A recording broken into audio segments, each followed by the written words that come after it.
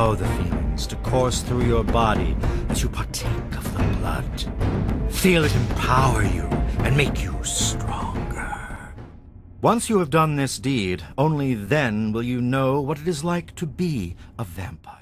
Hello and welcome to D6 Damage. Alright, I'm going to start off with a story about the game that I'm playing right now, and how I discovered a nifty little spell with some interesting ramifications. Okay, so I am presently playing in an Underdark campaign. My character is an elf investigator, the hybrid class of an alchemist and a rogue. So we're going into the Underdark, we're fighting a lot of drow, and a lot of drow spellcasters. Now, when I looked at the investigator spell list, which is identical to the alchemist spell list, I found a cool spell called Blood Transcription. And kind of throughout the game, this has become my character's thing, basically.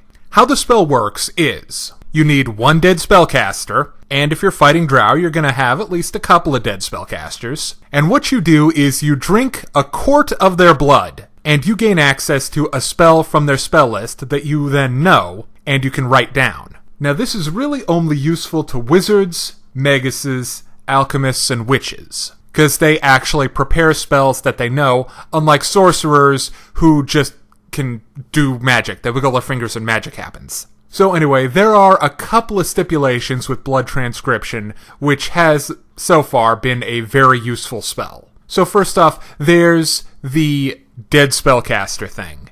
Now, depending on how much your DM wants to enforce that, it may or may not have to be an actual spellcaster, you know? Because so far I have gotten spells from dead succubi, I think I got some magic from a dead naga, and there are a number of creatures with spell-like abilities that could potentially be on your spell list that you might be able to get with Blood Transcription. Okay, so after you've cast the spell and had yourself a nice Bloody Mary, you then for the next 24 hours know the spell and you have to write it down. Or teach it to your familiar if you're a witch. And there's a little bit of a process with this. So first off, there's an actual gold cost for writing down spells for some reason. You can see that table on page 219 of the Pathfinder core rulebook. There's also a spellcraft check which is required. The DC for that is 15 plus the spell level. So if you're learning a 3rd level spell from someone, it's going to be a DC 18. Alright, so there's a final stipulation with Blood Transcription. It is a divination spell with the evil descriptor. What this means is that casting the spell can be considered or is considered a minor evil act. Granted, it's not as evil as, say, summoning demons or raising the undead, but it's still no bueno. And you and your DM can work out kind of exactly what that means. It doesn't seem like the kind of thing which is enough to actually change your character's alignment, but there are some characters which may not be okay with this kind of magic. Like, if you've got any sort of lawful good in the party, they may have a problem with it. Also, there's the potential consequences of drinking blood from potentially evil spellcasters, demons, aberrations, that may or may not come back to you.